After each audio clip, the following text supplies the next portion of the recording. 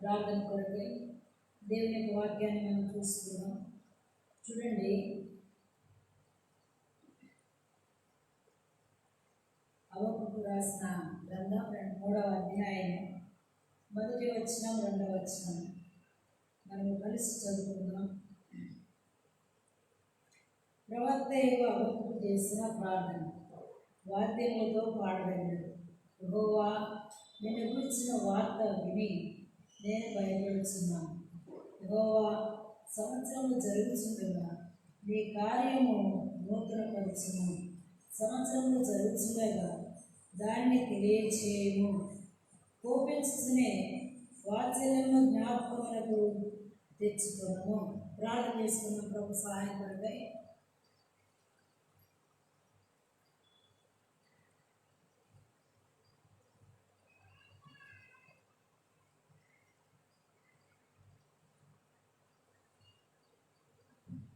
ప్రేమగల తండ్రి, గొప్ప దేవ, స్తోత్రాలు. సమయాన్ని ఆశీర్వాదకరంగా చేయండి. మీకు మమ్మల్ని గ్రహించము. మీ రక్తంతో కడిగి శుద్ధి చేయము. మీ సన్నిధి మాకు ఉంచము. యేసు నామములో ప్రార్థన చేస్తున్నాం తండ్రి, ఆమేన్.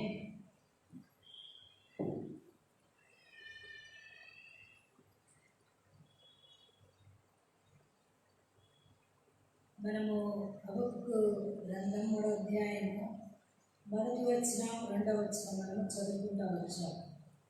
ప్రవక్త అయిన హబక్కూకు చేసిన ప్రార్థన, ఆయన చేసిన ప్రార్థన ఏంటంటే, భక్తుడు చేసిన ప్రార్థన, యెహోవా, సంవత్సరములు జరుగుతుండగా నీ కార్యము నాలో నూతనపరచుము.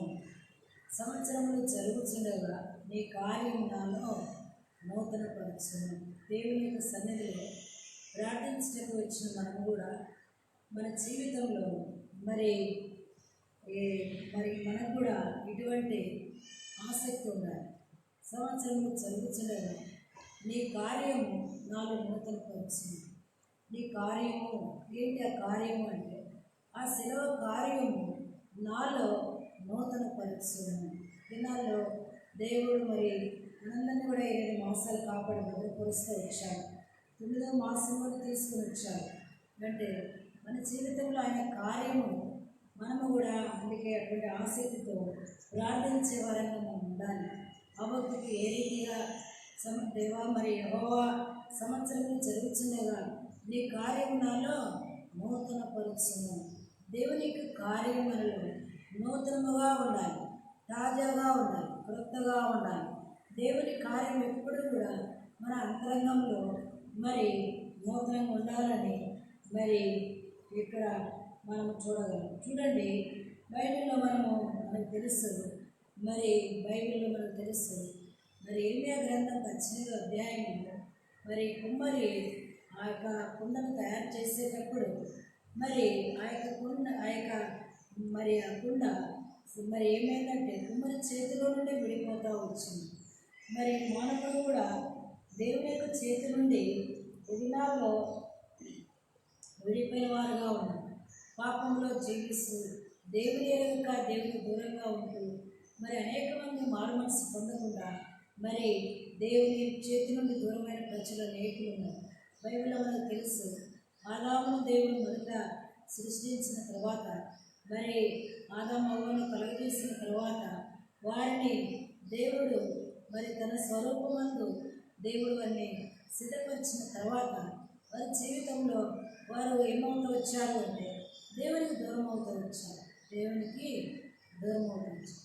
అయితే దేవుడు మరలా వారిని ఏం చేశాడు అంటే వారి జీవితంలో మరి ఆ యొక్క గొర్రెపిల్లను మరి వధించబడి ఆ యొక్క చొక్కాలు ఇచ్చి వారిని పంపిస్తవచ్చు.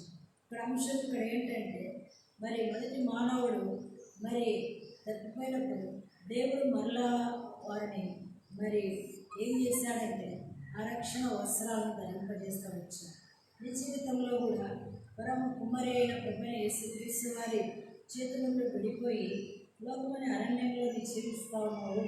అయితే ప్రభు నిన్ను మరలా ఆయన ఏం చేయాలని ఇష్టపడతాడంటే ఆ గొర్రెపిల్ల వలె వధించబడిన గొర్రెపిల్ల ప్రభువైన యేసుక్రీస్తు వారు ఆ రక్తంతో నీ హృదయాన్ని కడుక్కుంటే ప్రభు నిన్ను శుద్ధి చేసే దేవుడు. అందుకే చూడండి, మనందరికీ తెలుసు లూకా సువార్త 18:35 గుడ్డివాడు ఆ ఎరుకో ప్రక్కన కూర్చొని ఉన్న సమయంలో వినికిడి బాగుంది, కానీ గుడ్డివాడు ఏం చేస్తూ ఉన్నాడు అంటే మరి కేకలు వేస్తా మరి అక్కడ వినికిడి వింటా ఉన్నాడు. ఆ దారిలో ప్రభువైన యేసుక్రీస్తు వారు వెళ్తూ ఉన్నాడు. ఆ సమయంలో మరి ఆ గుడ్డివాడు, దావీదు కుమారుడా నన్ను కరుణించుము, దావీదు కుమారుడా నన్ను కరుణించుమని కేకలు వేస్తూ వచ్చి మిగిలిన వారు ఏ గుడ్డివాడ ఎరుకుండు ఎందుకు కేకలు వేస్తాడో అన్నారు. అయితే ఆ గుడ్డివాడికి తెలిసింది, నేను చూడలేని స్థితిలో మరి సృష్టి చూడలేని స్థితిలో మరి నేను ఉన్నాను, నా యొక్క బాహ్య సమల నేత్రాలు మనోనేత్రాలు కూడా మోయబడినని చెప్పి మరి దేవుని అడుగుతూ వచ్చాడు, కేకలు వేస్తూ వచ్చాడు. ప్రభు ఆయన దగ్గరికి వచ్చాడు, నీకేం కావాలనో అంటూ వచ్చాను, నాకు చూపు కావాలి. వెంటనే ప్రభు అన్నాడు, నీ విశ్వాసము నిన్ను స్వస్థపరచను. కనుక స్వస్థత అందుతూ వచ్చాడు. ఆ యొక్క పాత మరి జీవితం మార్చబడి నూతన పరచబడుతూ వచ్చాడు. కనుక ఇది మొదటి భాగం. ఇంకా ఎవరైనా ప్రభుని అంగీకరించకపోతే, నీ హృదయం నూతన పరచబడకపోతే, నువ్వు ఇంకా పాత జీవితంలో మగ్గుచు జీవితంలో నెమ్మది లేక నీవు ఉంటే ప్రభుని మార్చడానికి ఉదయకాలంలో శక్తి ఉంది. రెండవ భాగంలోకి మనం వెళ్దాం. దేవుని పిల్లల రక్షణ పొందిన మనము ప్రార్థించడానికి వచ్చిన దేవుని బిడ్డలంగా మనం వచ్చిన మనము మన యొక్క జీవితంలో కూడా అబద్ధకు ఉన్న ఆ యొక్క మరి ఆసక్తి మన హృదయంలో ఉండాలి. అబద్ధకు ప్రవక్త ఏమంటా ఉన్నాడంటే, యెహోవా సంవత్సరంలో జరుగుతుండగా నీ కార్యము మరి నూతన పరచుము అంటూ వచ్చాడు. నీ జీవితంలో కూడా మరి నీవు కూడా మరి నీ యొక్క హృదయంలో కార్యం నూతనపరచబడాలి. నీ హృదయం నూతనపరచబడాలి, నీ మనస్సు నూతనపరచబడాలి, నీ జీవితం నూతనపరచబడాలి, నీ ఆలోచన నూతనపరచబడాలి, నీ తీర్మానం నూతనముగా ఉండాలి. ఆరంభంలో దేవుని ఎరిగినప్పుడు ఏ రీతిగా ఆసక్తితో ప్రభువు తిరిగావో అలాంటి ఆసక్తి అంతవరకు ఉండాలి కనుక అందుకే ప్రార్థన మనకు అవసరం. యెహోవా సంవత్సరాలు జరుగుతుండగా నీ కార్యములలో నూతన పరచము. కనుక ఉన్న ఇదే కాలంలో అనుకుంటే ఆశ బైబిల్లో భక్తులు అనేకులు మరి ప్రార్థన చేస్తూ వచ్చారు. కీర్తనల గ్రంథంలో 85వ అధ్యాయం 6వ వచనంలో మరి నీ ప్రజలు నీ యందు సంతోషించినట్లు నీవు మమ్మల్ని మరలా బ్రతికింపవా. చూడండి, నీ ప్రజలు నీ యందు సంతోషంగా జీవించినట్లుగా నీవు మరలా మమ్మను బ్రతికింపవా. మరలా అన్నమాట చాలా ప్రాముఖ్యమైన మాట. మరలా మమ్మల్ని బ్రతికింపవా. ఒకసారి బ్రతికించాడు దేవుడు, ఒకసారి వెలిగించాడు దేవుడు. ఆత్మీయమైన జీవితంలో ఈ లోకంలో నీవు నేను మనం జీవిస్తూ ఉన్నప్పుడు అయితే మరి అనేక సార్లు చచ్చిన వారంగా మనం ఉండేవారం ఉన్నామని వాక్యంలో రాయబడింది. మరి ప్రకటన గ్రంథంలో మరి పేరుకి జీవించిన పేరు మాత్రమే ఉంది, కానీ నువ్వు మృతుడవే అంటావు. ఆత్మీయమైన జీవితంలో మనం ఎక్కడ చనిపోయామో ఆ చావునై ఉన్న వాటిని మనం బలపరుచుకునే వారంగా మనము ఉండాలి, బలపరుచుకునే వారంగా మనం ఉండాలి. బైబిల్లో అందుకే రాయబడతా వచ్చింది.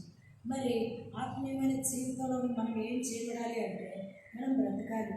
అందుకే భక్తులు ప్రార్థన చేస్తూ వచ్చారు, నీ ప్రజలు నీ అంతా సంతోషించినట్లు నీవు మరలా మమ్మల్ని బ్రతికింపుగా అంటూ వచ్చారు. కనుక దేవుని బిడ్డలమైన మనము దేవుని యొక్క కార్యాల కొరకై ఆసక్తిని మనం జీవించినట్లుగా యెహోవా సంవత్సరంలో జరుగుతుండగా నీ కార్యము నాలో నూతనపరచును.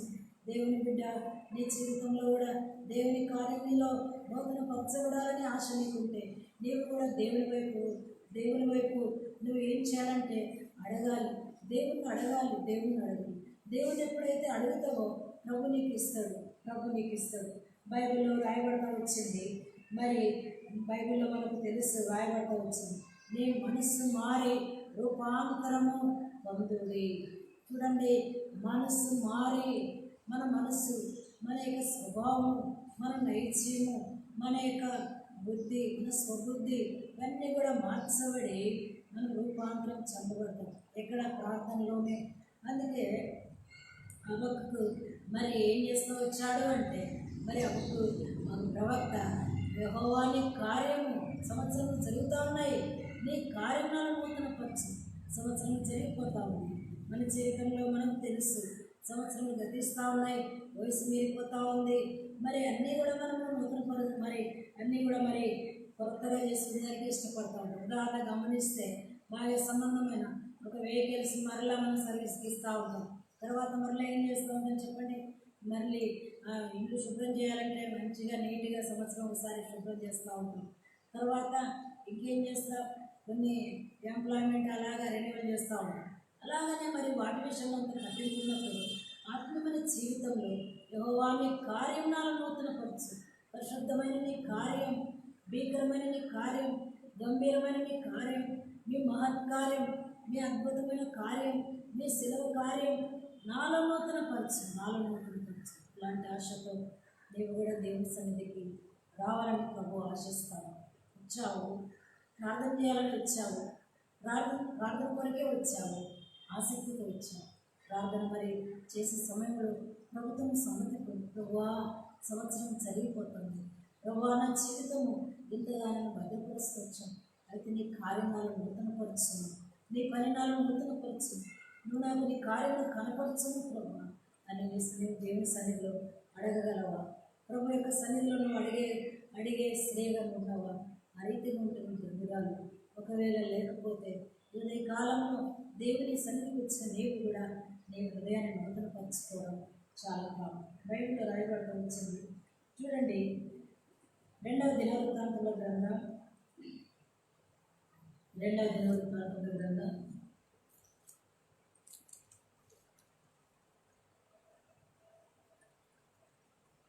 అధ్యాయం 16వ వచనం. వారి చర్యలుండగా ఇశ్రాయేలీయుల గోత్రముల ఎన్నంతటను ఇశ్రాయేలీయుల దేవుడైన యెహోవాను వెదకుటకు మనస్సు నిలుపుకొనిన వారు. చూడండి, వారి చర్యలుండగా, చర్యలు అంటే పనులు, వారి పనులు ఎట్లుండాలి? ఏంటి వారి పనులు మనకు అర్థం కావాలంటే 15వ వచనం చదవాలి. వారు ఎలాగున్నారు చూడండి, వారు ఎలాగున్నారు? యెరొబోము బలిపీఠములకును దెయ్యములకును తాను చేయించిన గోడలకును యాజకులను ఏర్పరచుకొని. అంటే ఆ దినాల్లో వారు ఎలాగున్నారంటే మరి బలిపీఠాలు కట్టుకున్నారు.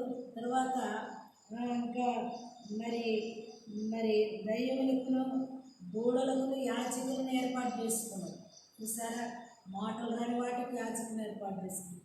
వారి చర్యలు, వారి పనులు అట్లున్నప్పుడు ఇశ్రాయేలీయుల గోత్రముల వారందరూ ఇశ్రాయేలీయుల దేవుడని యెహోవాను వెదుకుటకు మనస్సు నిలుపుకొనిన వారు.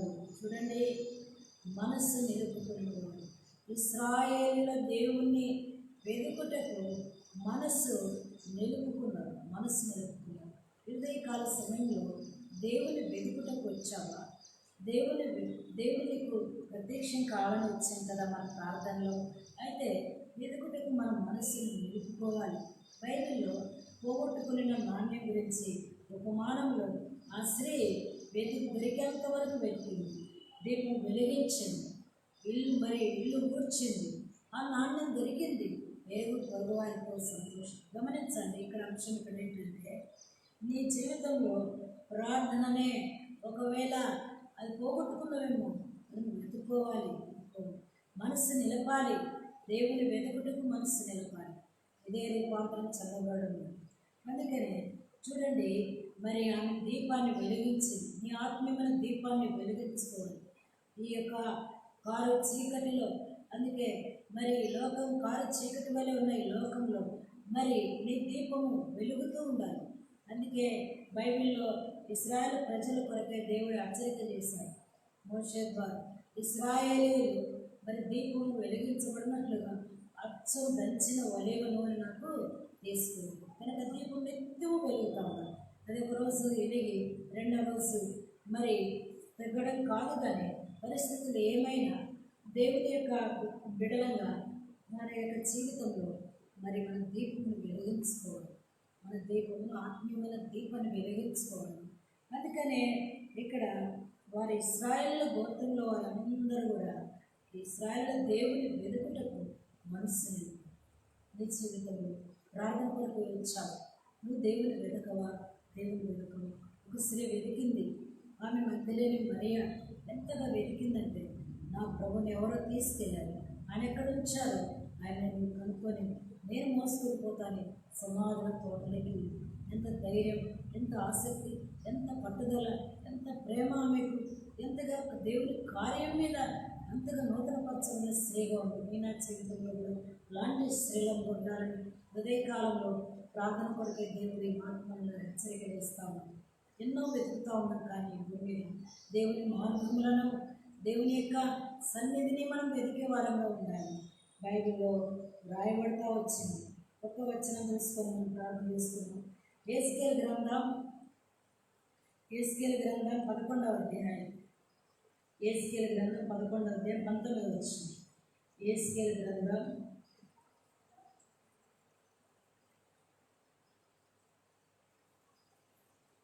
11వ అధ్యాయం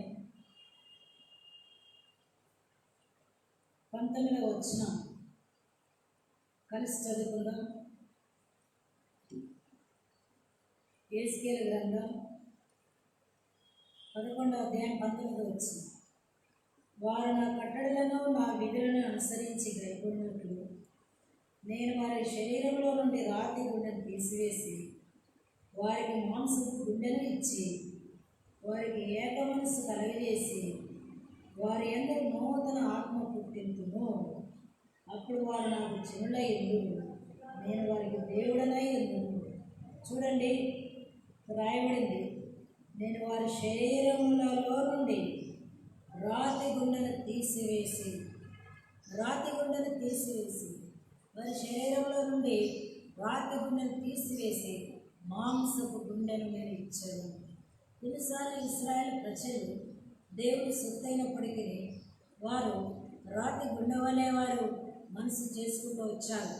ఇక్కడ మనం చదివినప్పుడే అర్థమవుతుంది. ఎన్నోసార్లు మోషే యొక్క నాయకత్వంలో మరి అరణ్యంలో వారు తిరుగుబాటు చేస్తూ వచ్చారు, భయపడుతూ వచ్చారు. మరి ఆ మోషే వాడు ఏమాయమంటూ వచ్చారు. తర్వాత ఐగుప్తులో మాకు సమాధులు లేవని ఇక్కడ తెచ్చావా అంటూ వచ్చారు. మరి సవి సారం లేని ఈ అన్నం ఎంతవరకు అంటూ వచ్చారు. వారు సనుగుతూ వచ్చారు. బైబిల్లో ఇవన్నీ రాయబడుతూ వచ్చాయి. అయితే దేవుడు అంటా ఉన్నాడు, మరి వారు నా కట్టడలను నా విధులను అనుసరించి గైకొన్నట్లు నేను వారి శరీరంలో నుండి రాతి గుండెను తీసివేసి మాంసపు గుండెని ఇచ్చి వారికి ఏక మనసును కలగజేసేదాన్ని. చూసారా, మరి హృదయకాలంలో ప్రార్థన కొరకు వచ్చిన మనము రాతి గుండెతో అనేకసార్లు మనం ఉంటాం. కొన్నిసార్లు పరిస్థితులు కఠినపరచబడతాం. ఎలాగ కఠినపరచబడతామంటే, దేవుడు నా జీవితం ఎందుకు ఇలా చేశాడు, లేకుంటే ఎందుకు ఈ నష్టం, ఎందుకు ఈ కష్టం, ఎందుకు ఈ బాధ అని చిన్నగానే ఆరంభించిన ఈ సనుగు రాతి గుండెలాగా దేవుని కార్యము మనం దేవుని కార్యము చూడలేకుండా మనలో కార్యం నూతన పరచలేకుండా ఎన్నోసార్లు కఠినపరచబడతాం. అయితే ప్రభు అంటాడు, మీ శరీరంలో నుండి రాతి గుండెను నేను తీసివేసి మాంసపు గుండెను నేను మీకు ఇచ్చేదాను. ప్రభు అంటాడు, వారికి ఏక మనసును కలగజేస్తాను. అంటే ఒకే మనస్సు, నా మీద వారికి మనస్సును నేను కలగజేస్తాను. చూడండి, బైబిల్లో రాయబడింది, అప్పుడు వారు నాకు చెల్లై యోధులు. చూసారా, మరి నూతన ఆత్మను పుట్టింది కనుక మరి ఏక మనసును కలగజేసి నూతన ఆత్మను పుట్టించినప్పుడు అప్పుడు వారు నాకు చెల్లై. ఉదయకాల సమయంలో ప్రార్థన కొరకు వచ్చావు, అలసటతో ఉన్నావు, ఆశతో వచ్చావు. అయినా దేవుని సన్నిధిలో నువ్వు నూతన పరచబడి మీకు ఆసక్తి ఉందా? ప్రభు నిన్ను ప్రేమించారు, రక్షించారు అనే కార్యాన్ని తెలియచేయాలని ఇష్టపడతాము. దేవుని బిడ్డమైన నీవు కూడా, నేను కూడా, మనము కూడా మరి సంవత్సరం చదివించలేగా ఆయన కార్యములను నూతనపరచబడుతూ రాతి గుండె నుండి మనకు లేయించలేదు. దేవుడు మనకు మాంసపు గుండె ఇస్తాడు. రాతి గుండె మీలో నుండి తీసివేసి మాంసపు గుండె మీకు ఇచ్చాను. కనుక దేవుని బిడ్డ నీ జీవితంలో మరి నీవు దేవుని బిడ్డమైన నీవు మరి నీ హృదయం కూడా ఎలా ఉండాలి అంటే మరి మాంసపుగా మనకి బైబిల్లో రాయబడుతూ వచ్చింది. వారికి నేను ఏక మనస్సును కలగజేసి, ఏక మనస్సు ఉన్న పరిస్థితుల్లో ఒకవేళ కఠినపరచబడి మొండికి తిరిగి కాదు, దేవుడు తిరిగి ప్రభు నీ విషయమై ఎన్నో మరి తలంపులు కలిగి చూడండి.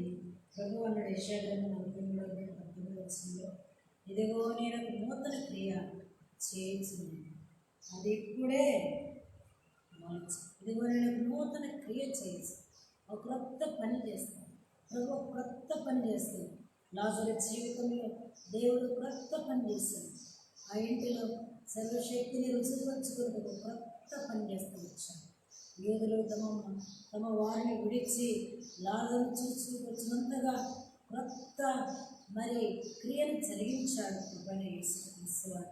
కనుక ఇదిగో నేను నూతన క్రియను చేయొచ్చు, దాన్ని ఆలోచింపరా. కనుక మనం ఆ పాటలో కూడా ఎడారిలో నదులను ప్రవహింప చేయవాడని మనం పాడుకోవచ్చు. కనుక గమనించండి, పాటలో ఉంది అడిగి. అయితే మన జీవితంలో కూడా మనకు ఎటువంటి ఆసక్తి ఉండాలంటే యెహోవా సంవత్సరంలో చదువుతుండగా నీ కార్యం నాలో నూతనపరచబడ్డకు నేను ఇష్టపడుతున్నావా? లేక పాత జీవితం అంటే మరలా వెలిగిపోయిన మరి విడిచిపెట్టిన జీవితం అని కాదు, కానీ రక్షింపబడినప్పటికీ రాతి గుండెతో అనేక సార్లు రూపాంతరం చెందకుండా, అనేక సార్లు యెహోవాను వెతుకుటకు మనసు నిలుపుకోకుండా, మరి ఆత్మదీపాన్ని వెలిగించుకోకుండా ఎక్కడైతే మన జీవితంలో ఉన్నామో అవే పాటించాలి. రెండింటి నుంచి మనం తప్పించబడి నూతనపరచబడడం అవసరం. అందుకే ఇర్మీయా గ్రంథంలో మరి 31:20 మరి ఒక మంచి మాట ఉంది, చూడండి. ఇర్మీయా గ్రంథం 31:21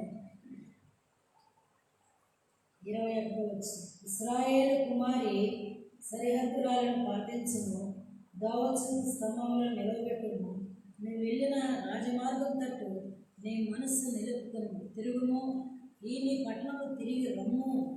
ఎంత మంచి మాట చూడండి. ఇశ్రాయేలు కుమారి రాజమార్గం తట్టు తిరుగుము, నువ్వు వెళ్ళిన మార్గం నుండి నువ్వు ఏం చేయాలి? రాజమార్గం తట్టు నీ మనస్సు నిలుపుకోవాలి. రాజమార్గం తట్టు నీ మనస్సు నిలుపుకోవాలి. తిరుగుము, ఈ నీ పట్టణంలో తిరిగి ఆ రీతిగా ప్రభు యొక్క సన్నిధిలో తిరిగి ప్రభుత్వం మాట్లాడుతూ మనం సమ్మతిపడి వచ్చేవారికి మనం ఉండాలి. బైబిల్లో ఎవడైనా క్రీస్తునందున్నాడు వాడు నూతన సృష్టి. ఈ రక్షణ పొందిన వారికి ఏమనుకోవద్దు, పొందిన మనకు కూడా నూతన సృష్టిలో ఉన్నాము. క్రొత్తగా మనం చేయబడదు. మరలా మనం దేవుని చేతిలోకి రావాలి. మనలో ఉన్న రాతి గుండె తీసివేయబడదు. కనుక మనలో దేవుడు మరలా ఆయన కార్యము ఆరంభించాడు. ఆ రీతిగా ప్రార్థన కొరకు వచ్చాము, సంతోషం. ప్రభుతో సమ్మతిపడి ప్రభువాన్ని చెల్లారిపోతూ వచ్చాను. మీ కార్యాలలో ఎంతో నేను మర్చిపోతూ వచ్చాను. ప్రభువాన్ని క్షమించమని ఆయన చేతిలో మనం ఆయన దగ్గర క్షమాపణ కోరుకోండి. నా క్షమాపణ కోరుకోండి, ప్రార్థన కొరకు మనం వెళ్ళాలి. అంతేకాని డైరెక్ట్గా మనం ప్రార్థన చేయలేదు. మనం దేవునితో సమ్మతి పడకుండా మనం చేయలేదు. ఎందుకంటే సంవత్సరంలో జరుగుతూ ఉన్నాయి. ఆయన కార్యములు నూతనంగా ఉన్నా, క్రొత్తగా ఉన్నా, తాజాగా ఉన్నా, పట్టుదలతో ఆయన మార్గంతో తిరిగాము. నా మనసు నిలుపుకొని రాజమార్గం తప్పు మనసు నిలుపుకొని ఆయన వైపు వస్తా ఉన్నాను. లేకుండా కష్టపరచండి, ప్రార్థన చేసుకొని క్షమాపణ కోరి ప్రార్థన ద్వారా మనం ప్రభుత్వ సమ్మతిపడి అదేవిధంగా ప్రార్థన కొనసాగాలి. ప్రాణం కొరకై వచ్చిన మనము ప్రభుత్వం మాట్లాడడానికి ప్రభు యొక్క సన్నిధిని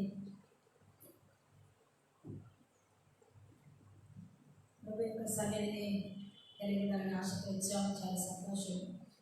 మరి కొన్ని మాటలే మనం వింటూ వచ్చాము.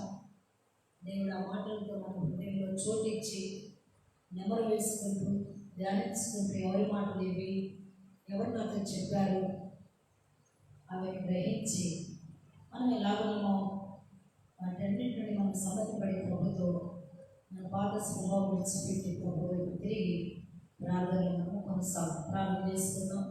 ప్రేమ గల గొప్ప తండ్రి, కొన్ని మాటలు మాకు ఇచ్చారు. స్తోత్రాలు. అవును తండ్రి, అవకు ప్రవక్త మీరు ప్రార్థన చేసి వచ్చారు.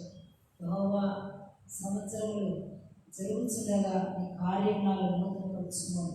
ఈ దినాల్లో ప్రభువా తండ్రి మాకు అటువంటి ప్రార్థన లేదని మమ్మల్ని హెచ్చరిక చేసి వచ్చారు. స్తోత్రం.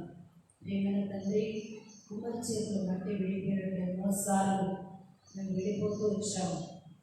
దేవా, కుమ్మరి యుక్తమైన మరలకు తీసుకున్నట్టుగా మమ్మల్ని మీరు ప్రేమించి సమయాన్ని అనుకూలపరుస్తున్నారు. ప్రియమైన దేవా, మేము మరి ఎందు బ్రతుకున్నట్టుగా మరలా మరి నేను సంతోషించినట్టుగా మమ్మల్ని మరలా బ్రతికిపోవాలని కీర్తనలో 25వ అధ్యాయంలో భక్తులు సెలవిస్తుంటారు. మనకు ఆ రీతికి మేము ఎందుకు రావాలని ఇష్టపడుతున్నాం. స్తోత్రాలు.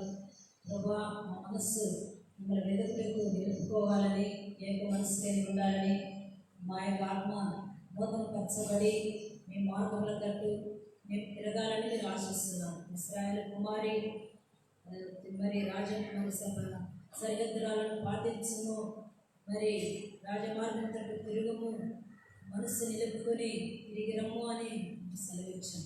ఎన్నోసార్లు పరిస్థితుల్లో మేము మీ మార్గాలు గుర్తుపట్టక, మీరెవరో తెలుసుకోక అనేక సార్లు పరిస్థితులు కఠినపరచబడి మేమును తండ్రి అనేక సార్లు మీకు దుఃఖం కలిగించాం. మమ్మల్ని మీరు క్షమించారు. యేసు ప్రభువా, స్త్రీలమైన మేము కూడా ప్రార్థనలు మీ మార్గాలు గుర్తుపట్టినట్లుగా మా మనోన్నతలను వెలిగించండి. మాకు నూతన ఎవడైనా క్రీస్తు నందనడలవాడు నూతన సృష్టి అన్నాడు. మేము మీలో ఎదుగునట్లుగా అంటు పెట్టబడగలిగినట్లుగా ఫలించినట్టు మమ్మల్ని సిద్ధం చేయమని మా ప్రార్థన అంగీకరించి ప్రార్థన గురించిన ప్రతి బిడ్డ యొక్క ఆసక్తిని మీరు దీవించి దాన్ని నూతనపరిచి నూతనమైన కార్యాల కొరకై భీకరమైన కార్యాల కొరకై మీరు సిద్ధపరిచి భూమి మీద రాజమార్గములను వారు తండ్రి దోవ చూపు స్తంభంలో పాటించేవారుగా సాక్షులుగా సిద్ధం చేయమని వందనాలు చెల్లించుకుంటూ యేసు ప్రభు నామములో స్తుతించి ప్రార్థించి అడిగి వేడుకొలుచున్నాము తండ్రి. ఆమేన్.